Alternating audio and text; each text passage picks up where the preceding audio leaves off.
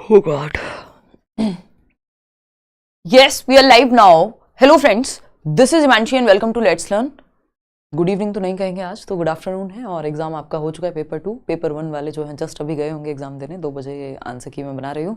Start करते हैं। Paper 2 के 30 क्वेश्चंस हैं। कोशिश पूरी रही है कि सटीकता एज यूजुअल हर साल की तरह एकदम एक्यूरेट आंसर्स आपको मिल सकें। और धन्यवाद जितने भी लोगों ने जो है PDF बना करके ईमेल किया, प्रॉपर एफर्ट लेकर के, है ना। कुछ लोग सिर्फ पिक्चर्स में भेज देते हैं, यार पिक्चर्स में मत भेजा करो, PDF ही बना दिया करो, ईजी रहता है थोड़ा बाद में, है ना।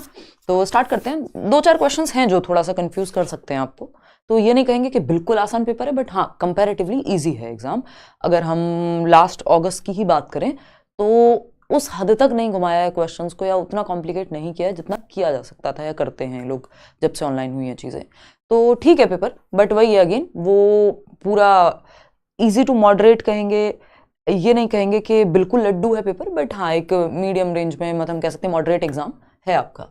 चलिए स्टार्ट करते हैं, समझते हैं। लड्डू इसलिए नहीं कहेंगे, वैसे इजी है। जब आप एग्जामिनेशन हॉल में जाते हैं और प्रेशर के साथ पेपर सॉल्व करते हैं तो थोड़ा सा रहती है दिक्कत। चलिए फटाफट से बातें तो होती रहेंगी, बहुत ज़्यादा मैं एक्सप्लेनेशन पे भी फोकस नहीं करूंगी, क्योंकि यही होता है फिर आंसर की बहुत बड़ी बनती है। और आंसर की का मकसद है कि आपको फटाफट से आंसर पता चल जाए, क्योंकि आप पेपर अटेम्प्ट करके आएँ।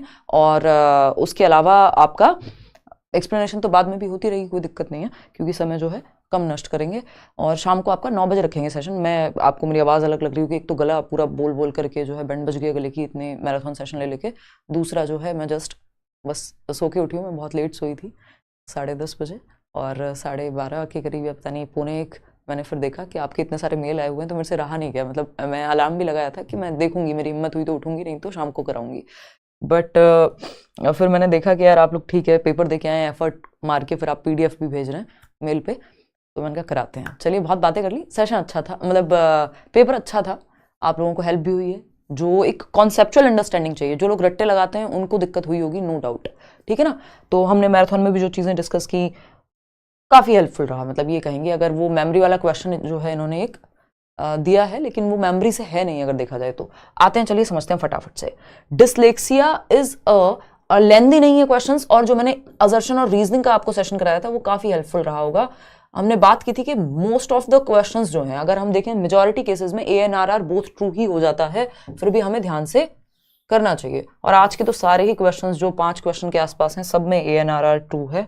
देखिएगा, डिसलेक्सिया इज अ कंडीशन। तो डिसलेक्सिया पिछली बार भी आया था, क्या है? न्यूरोलॉजिकल कंडीशनिंग है, ब्रेन की वायरिंग डिफरेंट होती है। हमने बात की थी, आपको ये ऐसा दिखता है, इनको ऐसा दिख सकता है। तो dyslexia is a neurological condition which impacts learners ability to link sounds with symbols. भाई ये साउंड और सिंबल को ही तो जोड़ करके हम पढ़ पाते हैं, अगर ऐसा नहीं कर पाएंगे हम तो नहीं पढ़ पाएंगे, ठीक है ना। फोनिक अवेयरनेस जिसको हम कह रहे हैं, आइडेंटिफिकेशन कह रहे हैं, उसके बाद हम फिर लेटर रिकॉग्निशन कर पाते हैं। खैर इतना डीप में जाने की कोई जरूरत नहीं है।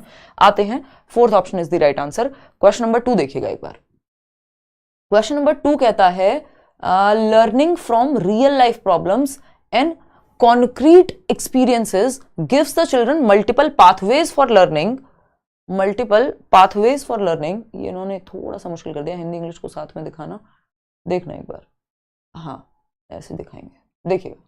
तो अगर हम देखें, बहुत छोटा हो जाएगा अगर फिर मैं, देखना एक बार। तो अगर हम देखें यहाँ पे क्या है, learning from real life problems and concrete experiences. भाई वास्तविक जीवन से सीखो और कॉन्क्रीट एक्सपीरियंस, मूर्त अनुभव दो। Gives the children multiple pathways for learning and retrieving information. हाँ ठीक है, बिल्कुल सही है। इसमें क्या दिक्कत है कि भाई अगर हम वास्तविक जीवन से समस्याओं से अगर जोड़ के मूर्त अनुभवों से सिखा रहे हैं तो बच्चे को कई रास्ते मिलते हैं और जानकारी जो है वो जीवन भर रहेगी भी। तो ये क्या है, ट्रू है बात। Development is relatively orderly and sequential, ये बात भी एकदम सही है। क्यों ऐसा क्यों कर रहे हैं हम, कॉन्क्रीट से क्यों सिखा रहे हैं, एब्स्ट्रैक्ट से क्यों नहीं सिखा दे रहे? उसका रीजन सिंपल है कि भाई लर्निंग सीक्वेंस में होते हैं, एक ऑर्डर में होता है development is relatively orderly and sequential, जो हमने बात की है बहुत बार। अब कई लोगों को ये लग सकता है भाई डेवलपमेंट की बात हो रही है, वो तो लर्निंग की बात हो रही थी। नहीं, मैंने आपको क्लियरली बताया है कि डेवलपमेंटल प्रोसेसेस हैं, विकासात्मक प्रक्रियाएं हैं, चाहे वो लर्निंग हो, चाहे वो मैचुरेशन हो यानी परिपक्वता हो, अधिगम हो, चाहे वो वृद्धि हो, है ना। प्रॉपर आपको मैराथन में बताया, वैसे भी पता नहीं कितनी बार बताया है। ग्रोथ, डेवलपमेंट, ये ग्रोथ, मैचुरेशन, लर्निंग, ये क्या है, सारी डेवलपमेंटल विकासात्मक प्रक्रियाएं, विकास से संबंधित है, विकास से ही जुड़ी हुई हैं, विकास के अंदर आती हैं अगर देखा जाए तो। ये क्या है, both A and R are true and R is the correct explanation. Simple, 3rd option जो है यहाँ सही हो जाएगा। आगे बढ़ेंगे, क्वेश्चन नंबर 3 देखिएगा। अब पूछा है क्रिटिकल, ओहो आज ज्यादा जूम कर दिया मैंने, देखना एक बार। अगर हम देखें asking critical question such as how much, critical question कैसे होंगे जिसमें सोचना पड़े बच्चे को, such as how much and in what ways are various gender represented in textbooks and media would encourage.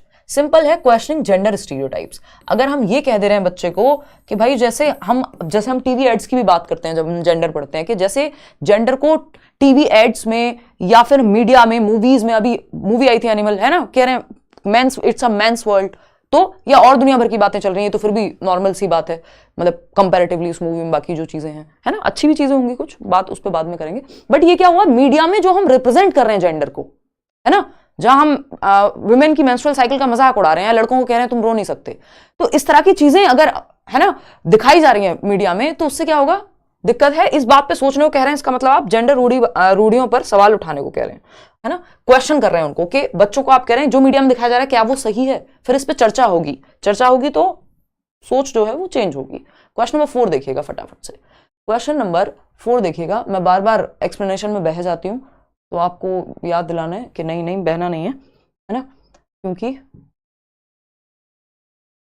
कोई फायदा सच है नहीं, हमको सिर्फ आंसर पता करना है अभी।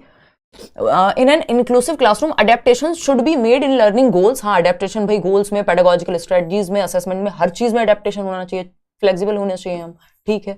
Philosophy of inclusion advocates elimination of all individual differences, सारे व्यक्तिगत विभिन्नताओं को खत्म कर दो, ये कह रहा है आपका इंक्लूसिव एजुकेशन। जबकि वो कह रहे हैं भाई इंक्लूसिव एजुकेशन क्या करता है, व्यक्तिगत विभिन्नताओं को तो आप बढ़ावा दो। तो A is true but R is false, reason सही है कि नहीं वो तो बात की बात है, ये तो स्टेटमेंट ही गलत हो गया अपने आप में, ठीक है ना। तो ये एक बेसिक सी बात हो गई। नीचे करो पीडीएफ, कोई कह रहा है ये आपकी समस्या का समाधान ऐसे ही हो पाएगा, अब ठीक है, चलो फिर ठीक है, इतनी सी बात। तो A is true but R is false, ऐसा नहीं होता, रोबोट बन जाएंगे नहीं तो सब। क्वेश्चन नंबर 5 देखिएगा एक बार, क्वेश्चन नंबर 5 देखिएगा फटाफट से, क्या कहता है क्वेश्चन नंबर 5। क्वेश्चन नंबर 5 कहता है a teacher notices that one of her students is highly distractible and has trouble paying attention during class. अभी कल परसों ही डिस्कस कर रहे थे, बैच में भी, यहाँ पे भी। Which of the following strategies would is an effective strategy in helping the student? भाई बच्चे का ध्यान नहीं टिक पाता, सिंपल बात ये है, अत्यधिक विचलित है, हाइपर एक्टिव है और अटेंशन में कमी है, क्या है, एडीएचडी वाला बच्चा है। तो ऐसे बच्चों को क्या करते हैं, पार्ट्स में तोड़ के देते हैं प्रॉब्लम को। अब पार्ट्स में तोड़ के देंगे तब वो, क्योंकि कम समय तक अटेंशन उसकी टिक पाती है, वो 30 मिनट तक नहीं, वो 5 मिनट तक एक काम कर लेगा, मतलब कंपैरेटिवली टास्क जो है कम समय तक कर पाएगा। तो giving a timer to student for self regulation and time management, भाई उसको आइडिया रहेगा, तो टुकड़ों में बट गया टाइम, सिंपल एक ही चीज है।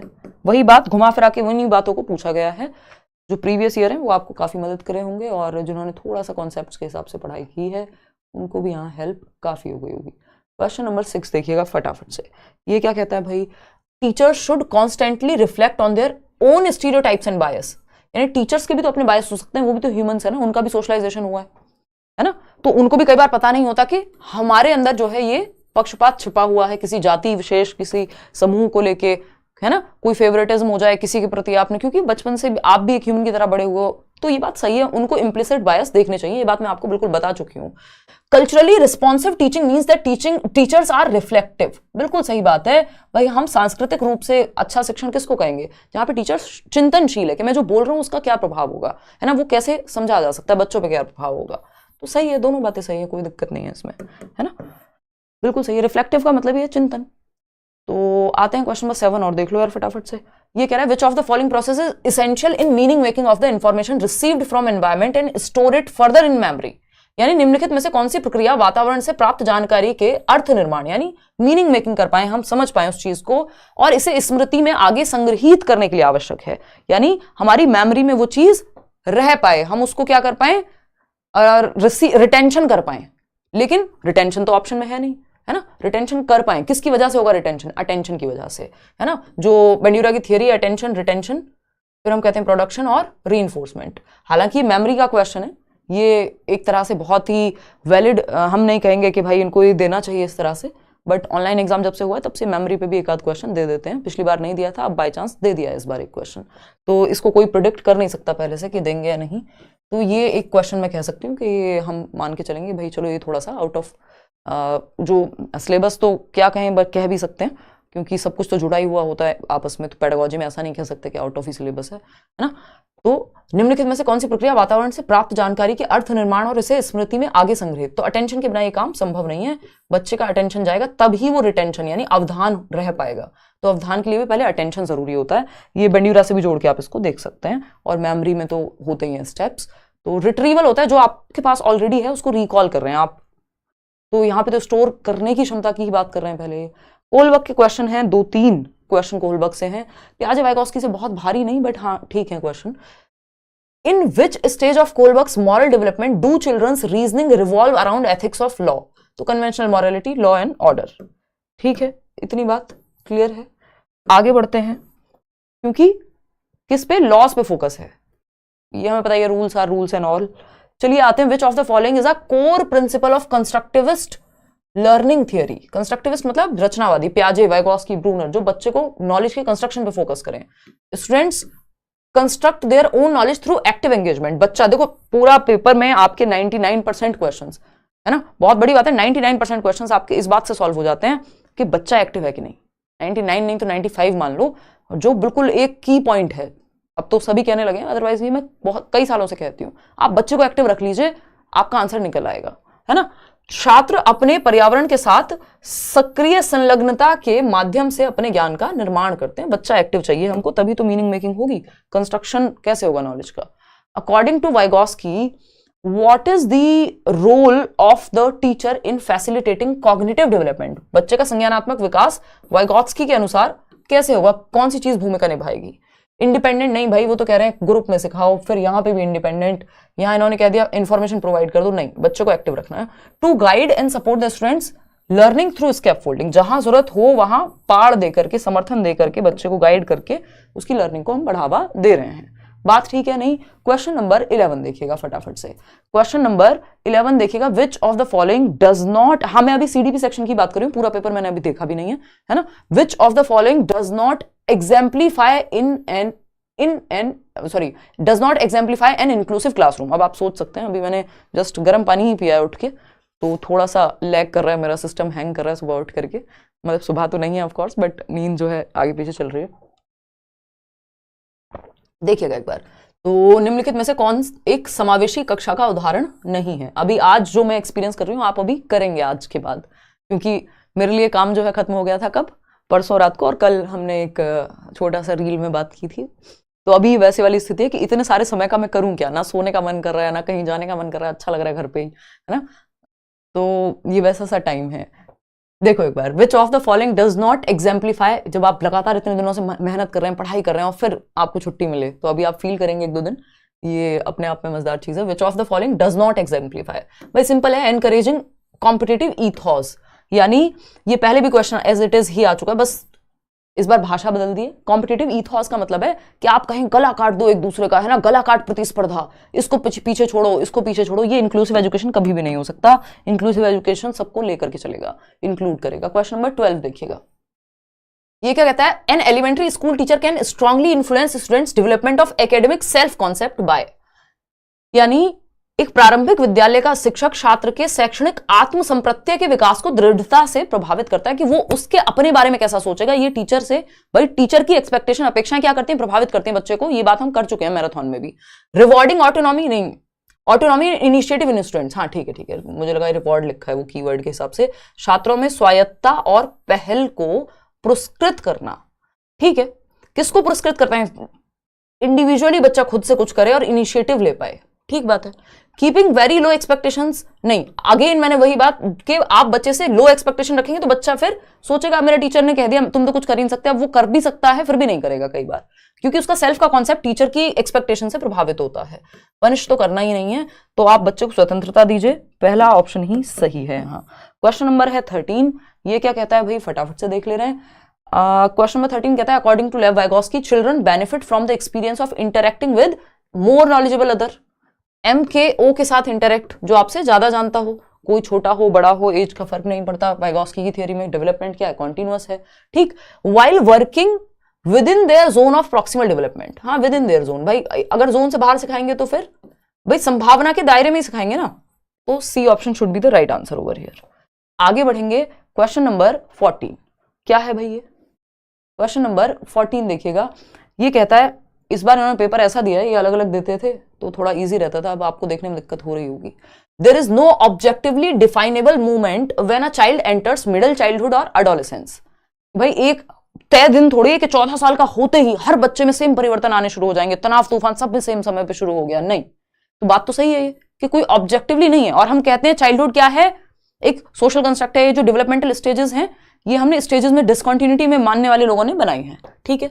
Development is continuous in nature, जो लोग ये मानेंगे विकास सतत है, वो एज से उन्हें ज्यादा फर्क पड़ता ही नहीं है, ठीक। तो both A and R are true and R is the correct explanation, दोनों बातें सही है। अगर विकास निरंतर है तो निरंतर जो प्रक्रिया चल रही है उसमें हम ये थोड़ी कहेंगे इस पॉइंट पे आज 11:00 पे बच्चे में ये परिवर्तन आएगा, नहीं।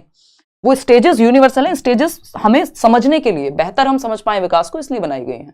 क्वेश्चन नंबर 15, क्वेश्चन नंबर 15 क्या कहता है भाई सॉरी भाई, in a progressive classroom assessment is, यानी प्रगतिशील, जॉन डुई को याद कर लीजिए, लर्निंग बाय डूइंग करके सीखना, चाइल्ड सेंटर्ड। एक प्रगतिशील कक्षा में आकलन कैसा होगा भाई, कैसा होगा? मोबाइल होता है टीचर, बच्चे और टीचर दोनों एक्टिव होते हैं, गतिशील होगा, है ना। एक्टिविटी कराते हुए जान ले रहे हैं आप, सिंपल है। जान ले रहे हैं मतलब लिटरली जान नहीं ले रहे, नोइंग की बात चल रही है। क्वेश्चन नंबर 16 देखिएगा एक बार, ये कहता है in order to address the individual differences, in order to address the individual differences, जो व्यक्तिगत विभिन्नताओं का टॉपिक भी है, हमने सिलेबस पॉइंट बाय पॉइंट किया था, याद हो आपको, मैराथन आपने अटेंड की हो तो। In order to address the individual differences among learners a teacher should consider differences as obvious features of human diversity. Even humans में नहीं, हमारे नेचर में ही पाए जाते हैं व्यक्तिगत विभिन्नताओं का। अगर हम बात करें तो कोई भी दो लोग सेम नहीं हो सकते, रोबोट्स बन जाएंगे। तो टीचर को क्या मानना चाहिए कि मानव विविधता की प्रत्यक्ष विशेषता के रूप में मानना चाहिए कि भैया ये तो ऑब्वियस है कि फीचर जो डाइवर्सिटी है वो ह्यूमंस में होगी ही, इतना तो तय है कि सब एक जैसे नहीं हो सकते। तो first option is the right answer. आगे बढ़ेंगे, क्लियर है। क्वेश्चन नंबर 17 देखिए फटाफट से। इस क्वेश्चन में पता नहीं हमारे जो लर्नर हैं जिन्होंने पेपर भेजा है वो भी कंफ्यूज हुए हैं, है ना। देखना, जबकि आसान था, इन्होंने लगा दिया communication disorder. Alok shows the following behaviours, holds head in an awkward position when reading, यानी हेड को, अपने सिर को अजीब स्थिति में पकड़ता है, कभी ऐसे देखेगा, ऐसे देखेगा, है ना। आंखों पे जोर पड़ रहा है इसका मतलब बच्चे के, ठीक है ना। When reading and rubbing the I frequently, आंखों को बार बार वो मल रहा है एक तरह से, ठीक है ना, ठीक है। मूंदना, रगड़ना, आंखों की लाली, सूजन, अक्षर पहचान में भ्रमित होना। अब रेडनेस और स्वेलिंग आ गई इसकी वजह से, जब बार बार वो रबिंग करेगा। कंफ्यूजिंग लेटर्स, ठीक से पढ़ नहीं पा रहा। मैंने आपको बताया था बच्चा बार बार आंखें बंद करे, उठ के देखे क्लास में, ये सब क्या है, विजुअली उसको दिक्कत है, कुछ ना कुछ विजुअल इंपेयरनेस हो सकती है, या फिर सिंपल आईसाइट की प्रॉब्लम। सबसे पहले अगर नॉर्मल क्लास में पहले से बच्चे को विजुअल इंपेयरमेंट नहीं था तो ये विजुअल प्रॉब्लम्स का उदाहरण है। दृष्टि संबंधी समस्याएं हो सकती हैं, अब कोई दिक्कत वैसी हो सकती है, नहीं तो सिंपल आईसाइट टेस्ट कराने को आप ऐसी स्थिति में कहते हैं।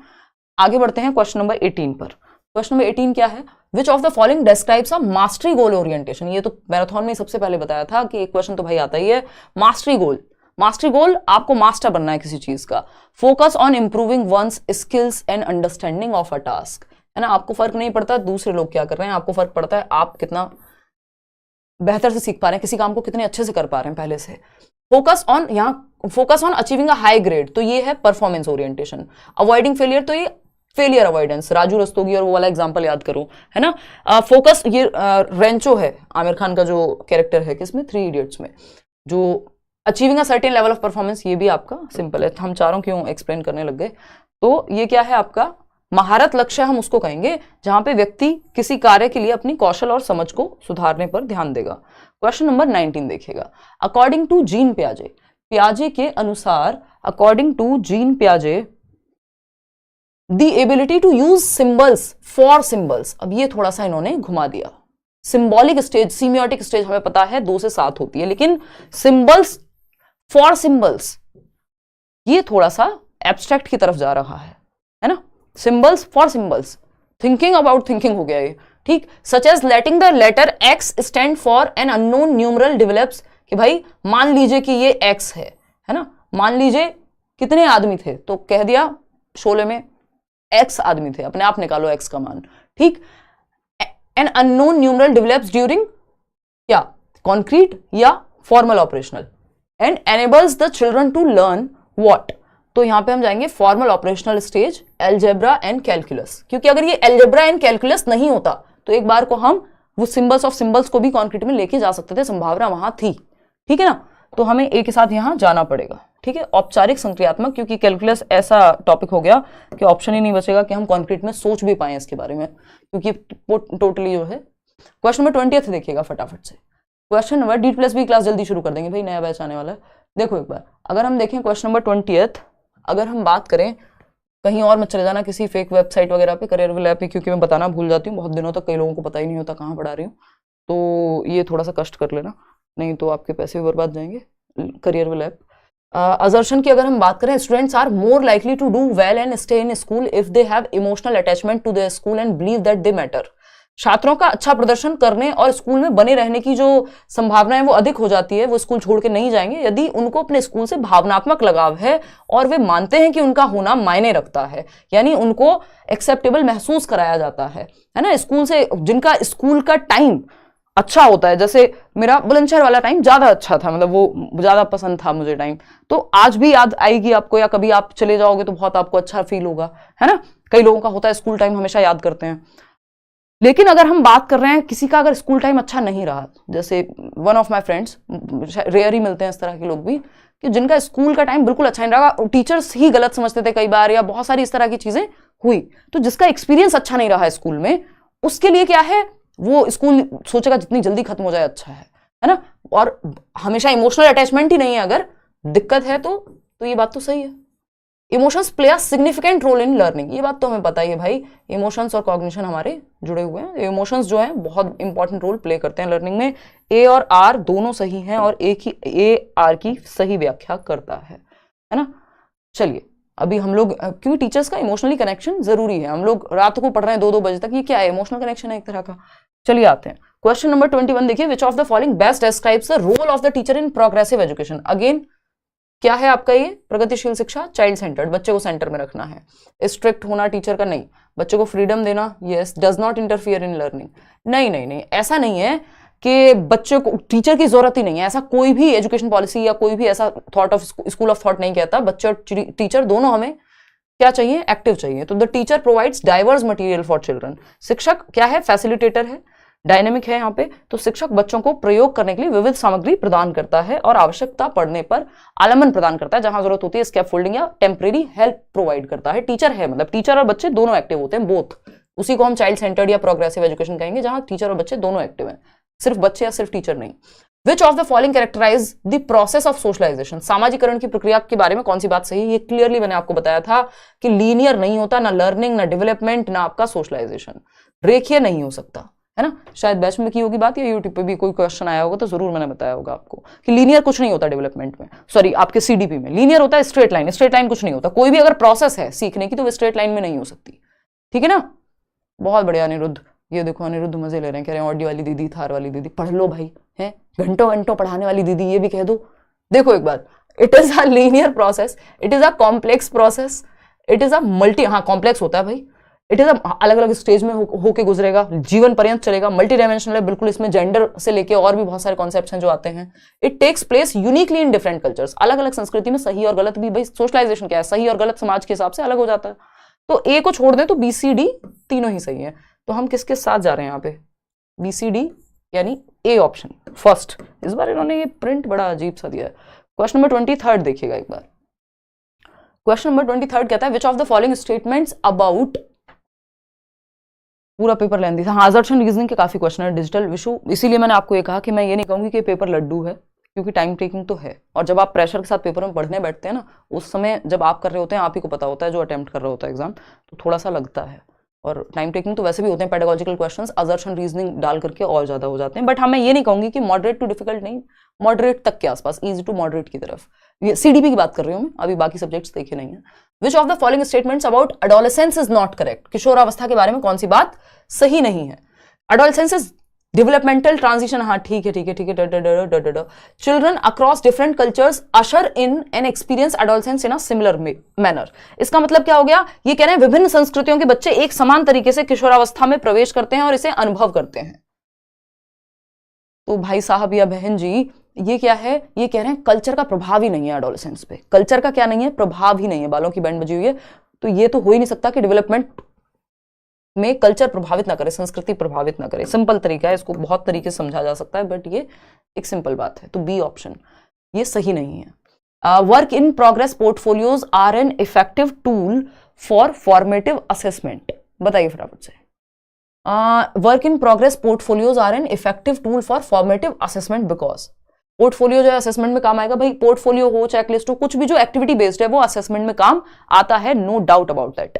ठीक है, अगर हम देखें यहाँ पे प्रोसेस ऑफ लर्निंग, ठीक है, इनसाइट मिलेगा बच्चे के इंडिविजुअल स्टूडेंट के बारे में जानने का। फाइनल प्रोडक्ट नहीं हो सकता ये, प्रोसेस की तरह होगा ये तो, ठीक है ना। ये ऐसे थोड़ी है कि आपको फाइनल जजमेंट दे देगा। तो ए, बी और डी ये रहा सेकेंड ऑप्शन, ए, बी और डी। अंतिम उत्पाद नहीं होता पोर्टफोलियो, लेबल करने के लिए नहीं है, इतने परसेंट आए ये बताने के लिए नहीं है, बच्चे की वीकनेस स्ट्रेंथ ये सब बताएगा। अब middle school teacher wants to enable meaningful learning by helping students to make connections between concept and real world application. Which of the following activities would be an appropriate pedagogical strategy. एक माध्यमिक school शिक्षक छात्रों को संकल्पनाओं और वास्तविक दुनिया के अनुप्रयोग के बीच संबंध बनाने में मदद करने के सार्थक सीखने को सक्षम बनाना चाहता है। क्या करे, बच्चे को एक्टिव रख लो, सिंपल बात है। Let the students learn by the method of stimulation. SR तो ये आपका बिहेवियरिस्टिक हो जाएगा।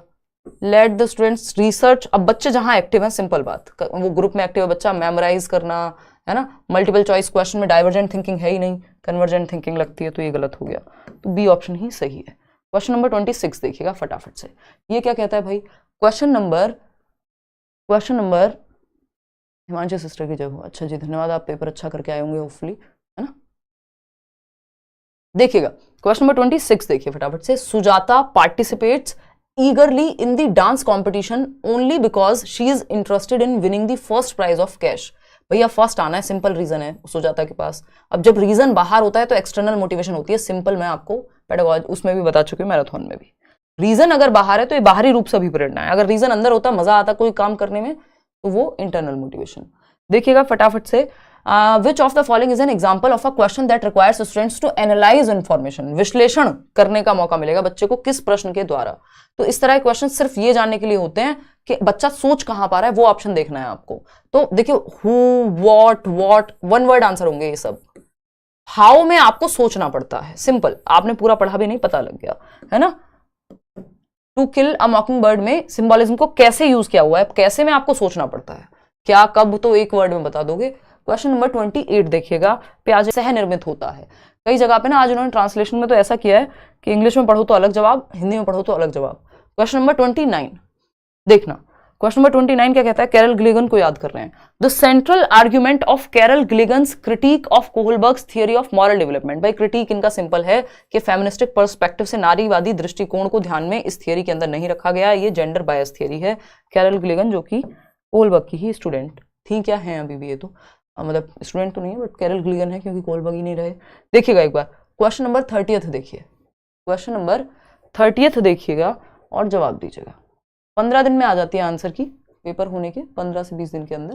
पहले तो 15 दिन में ही आ जाती थी, अब कई बार थोड़ा सा लेट कर देते हैं, बट मुझे लगता है 15 दिन में दे देंगे क्योंकि अब ऑफलाइन हो गया, ऑनलाइन में थोड़ा समय लग जाता था, ठीक है ना। तो ऑफिशियल आंसर की आ जाएगी 15 दिन में। देखना एक बार फटाफट से देखना, ये लास्ट क्वेश्चन है। मैंने एक क्वेश्चन पढ़ा था, वो अभी दिमाग से निकल गया। उसमें इन्होंने क्या किया था, हिंदी में तो थोड़ा सा डिफरेंस था, हालांकि मैंने जो आंसर्स बताए हैं वो आपको ठीक ही बताए हैं। असर्शन क्या है, the less able a child is to do a task the more. हाँ, यही वो क्वेश्चन था जिसको पढ़ के मेरे को लगा अरे यार क्या कह रहे हैं ये। देखना एक बार। एक बच्चा किसी कार्य को करने में जितना कम सक्षम होता है, शिक्षकों को उतने ही अधिक संकेत व इशारे देने चाहिए। अब ये संकेत पॉजिटिव वर्ड है, क्यू, हिंट, है ना, ये देने चाहिए, ठीक है ना, क्यूज देने चाहिए, हिंट देने चाहिए। जैसे जैसे बच्चा अधिक से अधिक कर सकता है, शिक्षक को कम से कम मदद करनी चाहिए। यानी इसको कहने का तरीका इनका थोड़ा कैजुअल हो गया, है ना, अदरवाइज ये इसको ठीक से लिख सकते थे। इसमें कंफ्यूजन हो सकती है कई लोग, या जब मैंने भी इसको पहली बार पढ़ा, क्योंकि इंग्लिश में अगर आप देखेंगे तो the less able a child is, पहले तो आप बच्चों को लेस एबल और ज्यादा एबल में बांट रहे हो। The less able a child is to do a task, the more directions the teacher should give, and as the child can do more and more, the teacher should help less and less। तो एक तो बच्चे को, teacher को ज्यादा direction देनी चाहिए अगर कम जानता है बच्चा। डायरेक्शन तो फिर भी ये न्यूट्रल वर्ड है, ना तो पॉजिटिव ना नेगेटिव। तो ये सुनने में लेकिन पहली बार में ऐसा लगता है डायरेक्शन लिखा हुआ है कि पता नहीं टीचर के हिसाब से चलने की बात हो रही है। जबकि आप हिंदी में देखेंगे तो ये अच्छे तरीके से लिखा है, संकेत व इशारे, तो ये स्कैप फोल्डिंग की तरफ लेके जा रहा है। Intelligence can not be accurately measured by calculating IQ, ये तो वो आपके क्या नाम है उनका, फ्रेम्स ऑफ माइंड जिनकी किताब है, हार्वर्ड गार्डनर कह ही रहे हैं, है ना। तो ये बात तो सही है। तो both A and R are true and R is not the correct explanation, क्योंकि ये बात कर रहा था किसके बारे में, बच्चे की सीखने के बारे में, ये इंटेलिजेंस के बारे में बात हो रही है यहाँ। तो दोनों संबंधित नहीं है, बाकी दोनों हैं सही, मतलब है, हाँ है सही, ठीक है। नींद मेरी उतरी नहीं है, ठीक है। इतनी बात क्लियर है। कोई दिक्कत परेशानी ये 30 क्वेश्चंस में हो तो बता दो, कहीं कोई डाउट हो, मैंने फ्लो में कुछ उल्टा सीधा बोल दिया हो, मतलब आगे पीछे हो गए हों क्वेश्चंस। बाकी मुझे लगता नहीं, आउट ऑफ 30 क्वेश्चंस कितने ठीक हुए वो बता देना। बाकी मेरी कोशिश पूरी रहती है, मतलब अभी भी मैंने थोड़ा सा समय इसको दिया है ताकि एक एक्यूरेट आंसर की आपके सामने आए, क्योंकि जस्ट मैं उठी ही थी, नहीं तो मेरा विचार था कि 1 बजे करा दूंगी। देखना आउट ऑफ 30 क्वेश्चंस कितने ठीक हुए, बताना एक बार। और ऑल द बेस्ट भाई, मतलब अब आगे की तैयारी शुरू करना, अभी और 2-4 दिन मजे कर लो, ठीक है ना। 23 नंबर एक बार फिर से बता दो, अभी बता रही हूँ, डोंट वरी ना। ये आप शेयर कर दीजिएगा जिन भी लोगों ने अपना तैयारी की है, सिंपल है। और पता नहीं क्या बोल रही थी, हाँ ठीक है, मतलब प्रीवियस ईयर्स का डायरेक्ट बेनिफिट मिलेगा इसमें। विच of the following statement about adolescence is not correct, ये कह रहे हैं किशोरावस्था के बारे में कौन सी बात सही नहीं है। ये थोड़ा सा घुमा के पूछा है, इसमें लैंग्वेज के साथ थोड़ा खेला हुआ है, ये लैंग्वेज से तो खेलते ही हैं पेडागोजी में, इतनी बात तो तय है ना। कुछ क्वेश्चंस में तो जरूर घुमा के देते हैं। Which of the following statements about adolescence is not correct, सही नहीं है। Adolescence is developmental transition between childhood and adulthood entailing physical cognitive, सभी तरह के चेंजेस हो रहे होते हैं, ये मैंने आपको बताया हुआ है। ट्रांजिशन है किसके बीच में, चाइल्डहुड और अडल्टहुड के बीच में एडोलेसेंस आता है, ठीक है, ये तो सही है। हमें क्या नहीं चाहिए जो सही नहीं है। Children across different cultures usher in an experience adolescence in a similar manner, ये कह रहे हैं विभिन्न संस्कृतियों के बच्चे एक समान तरीके से किशोरावस्था में प्रवेश करते हैं और इसे अनुभव करते हैं सेम तरीके से। जरूरी नहीं है हर बच्चे के लिए बिल्कुल सेम हो चीजें। और इवन जो हम कहते हैं आइडेंटिटी क्राइसिस भी जिन बच्चों को ठीक सुविधाएं मिल रही हैं, ठीक पेरेंटिंग मिल रही है, गाइड काउंसलर्स मिल रहे हैं, गाइड्स मिल रहे हैं, साइकोलॉजिस्ट अवेलेबल है, उनको दिक्कत कम होती है। आइडेंटिटी क्राइसिस आज की डेट में कई जगह पे देखने को भी नहीं मिलते हैं। उसका रीजन है क्योंकि हमें पढ़ना उस तरह से, उसका इतना डीप में जाने की जरूरत पड़ती नहीं है। उसका रीजन ये है कि हर किसी को नहीं होंगे फिर उस तरह से, अगर आपके पास सही हेल्प या केटर करने के लिए चीजें अवेलेबल हैं, संसाधन अवेलेबल हैं, या पेरेंट्स जो हैं वो फ्रेंडली हैं, है ना। हमारे इंडिया में बहुत सारे कलेश ऐसे हो सकते हैं जो बाहर ना हो, बाहर की कुछ प्रॉब्लम्स हो सकती हैं जो यहाँ ना हो। तो वो एडोलेसेंस हम ये नहीं कहेंगे, कोई भी स्टेज सेम तो हो ही नहीं सकती ना दुनिया में। Adolescence is a social construction. अब ये हमें पता है सोशल कंस्ट्रक्शन, जब हम कह रहे हैं चाइल्डहुड भी एक सोशल कंस्ट्रक्शन है, स्टेजेस ही अपने आप में, ये गलत हो सकता था और इनका बस चले कर भी दें, लेकिन क्योंकि ये ज्यादा स्ट्रॉन्ग ऑप्शन है कि children across different cultures usher in an experience adolescence in a similar way, इसका मतलब हो गया कल्चर का प्रभाव ही नहीं है, सारे कल्चर एक जैसे कर दिए हमने, संस्कृति का कोई प्रभाव नहीं पड़ रहा विकास पे, सारी स्टेजेस सेम है डिस्पाइट कल्चर। तो ये सबसे ज्यादा गलत हो जाएगा, इसलिए इसको हम सही मान रहे हैं यहाँ पे। सोशल कंस्ट्रक्शन फिर भी एक पॉइंट ऑफ व्यू से देखा जा सकता है कि ये सही है ना। Adolescence is generally considered to begin with puberty, the process that leads, इस पे तो मैं आपको बहुत बार एग्जांपल देती हूँ कि भाई ये गरीब बच्चे की क्या, जो 12 साल का बच्चा है उसकी दुनिया अलग है, आपके घर की अलग है, तो वो सोशल कंस्ट्रक्शन है ये सारे। Adolescence is generally considered to begin with puberty, the process that leads to sexual maturity and the ability to reproduce, इसमें तो कोई बात ही नहीं है, ठीक बात है। तो सेकंड ऑप्शन यही यहाँ पे सही है। नहीं, आंसर्स आपको मुझे लगता है आप फाइनल आंसर किसी भी मिलाएंगे तो 99.9% है ना, थोड़ा ज़्यादा हो गया, 100 में कहना पसंद नहीं करते, अदरवाइज आपको 90% 99% के करीब जो है सही मिलते हैं। होते हमेशा आप पुराने पेपर उठा के देखेंगे 100 के 100 मिल जाएंगे, बट फिर भी 1-2 क्वेश्चन के लिए स्कोप छोड़ना चाहिए। बट ऐसा कोई क्वेश्चन आज मुझे दिखा नहीं है, ऐसा कोई खास कन्फ्यूजन वाली चीज़ें है नहीं। एक वो प्याजे वाला क्वेश्चन है जो फॉर्मल ऑपरेशनल में उन्होंने थोड़ी सी बात की, बट वो भी डन ही है, अगर ये थोड़ा घुमाना चाहें तो उसको घुमा सकते हैं। और एक और कोई क्वेश्चन था, बट जरूरत नहीं है आपको, जो मैंने मार्क कराया मेरे को पता है, सीटेट देखना आप, CBSE यही देगा आंसर की, लेट्स सी, मतलब है ना, मतलब ये मेरा कॉन्फिडेंस है। चलिए, टेक केयर, बाय बाय, धन्यवाद। हाँ, आंसर की से मैच करके बताना भाई, कोई कह रहा है आंसर की से मैच करके बताऊंगा, कितने नंबर आए अभी नहीं बताऊंगा, ठीक बात है, आंसर की मान लो, फाइनल देख लेना, एक आध क्वेश्चन इधर उधर हुआ तो हुआ, नहीं होगा नहीं तो ठीक है ना। 29 फिर से बता दो भाई, अपने हिसाब से मत मोल्ड कराने की कोशिश करो, कई लोगों को ये लग रहा है हम ये लगा के आए तो आप ये बता दो इसको, है ना। 29, 28 और 29 इनेट एंड गिवन कैसे हो सकता है? प्याजे, ये तो आंसर सिंपल है भाई, है ना, कि प्याजे का मानना क्या होगा कि को कंस्ट्रक्ट करेंगे इन इंटरेक्शंस विद, ओ हो राइट यार, सही बोल रहे हो, बिल्कुल सही बोल रहे हो, बहुत अच्छा किया आपने बता दिया। ये मैंने को कंस्ट्रक्टेड में ही जो है आगे नहीं पढ़ा कि मोर नॉलेजेबल अदर की बात हो रही है, वो तो वाइगॉस्की करेंगे। Thank you so much. Constructed by the child rather than being passed passively from the environment. ठीक है, तो पर्यावरण से निष्क्रिय रूप से पारित होने के बजाय बच्चे द्वारा निर्मित किया जाता है। थैंक गॉड, बहुत बढ़िया भाई, थैंक गॉड, क्या आप ही को धन्यवाद कि आपने इस पे ध्यान दिया, है ना। ये फ्लो में जो है मैंने मोर नॉलेजेबल अदर आगे देखा ही नहीं, को कंस्ट्रक्टेड देखा, तो इसका थर्ड ही होगा, इसको सही कर लेना, नहीं तो आप मेरा रिकॉर्ड खराब हो जाता बेकार में, एक क्वेश्चन गलत हो जाता आंसर की में, क्योंकि मैंने पढ़ाई गलत था, है ना। तो ये बात बिल्कुल सही है आपकी कि पर्यावरण से निष्क्रिय होकर नहीं, बच्चे एक्टिवली कंस्ट्रक्ट करते हैं नॉलेज को, ठीक है ना। इनेट एंड गिवन नहीं हो सकता, वो तो पॉसिबल ही नहीं है। विजुअल बिहेवियरल चेंज भी नहीं हो सकता। ये देखा चारों ऑप्शंस, देखा लापरवाही का नतीजा, है ना। और 29 भी कोई पूछ रहा था, ये तो सिंपल है यार, इसमें तो कोई और ऑप्शन बचता ही नहीं है। 30 भी बताना है क्या, सारे फिर से बता दूं क्या एक बार? ठीक है, ये तो बता ही चुके हो। A and R are true and R is not the correct explanation, fourth ही होगा। टाइम कम पड़ जाता है मैम, तो इसलिए प्रैक्टिस ज़्यादा करनी पड़ेगी, है ना। पेपर लेंदी आने लग गया है, ये बात तो है। चलिए, थैंक यू सो मच। ये सेशन आपको पसंद आया होगा, लाइक शेयर सब्सक्राइब आप कर दीजिएगा। कमेंट्स में बताइएगा अपने विचार, कैसा एग्जाम रहा, क्या आपका एक्सपीरियंस रहा। शाम को मिलेंगे 9 बजे पेपर 1 के आंसर की के साथ। जो लोग पेपर 1 देने गए हुए हैं या दोनों पेपर देके आने वाले हैं, वो बाद में आकर के ईमेल कर देंगे himanshi.edu10@gmail.com, वैसे आप खुद ही कर देंगे। चलिए, धन्यवाद, thank you so much, thank you so much यार। और सब्जेक्ट्स की नहीं अभी मैं कराऊंगी, मैं सिर्फ CDP करा रही हूँ आपको, क्योंकि यहाँ पे बिल्कुल पूरी तरह से श्योरिटी रहती है ना। चलिए, पहले मैं करा देती थी, बट अभी आप इससे काम चला लो, इधर उधर देख लो, बहुत बड़ा हो गया अभी यूट्यूब है ना।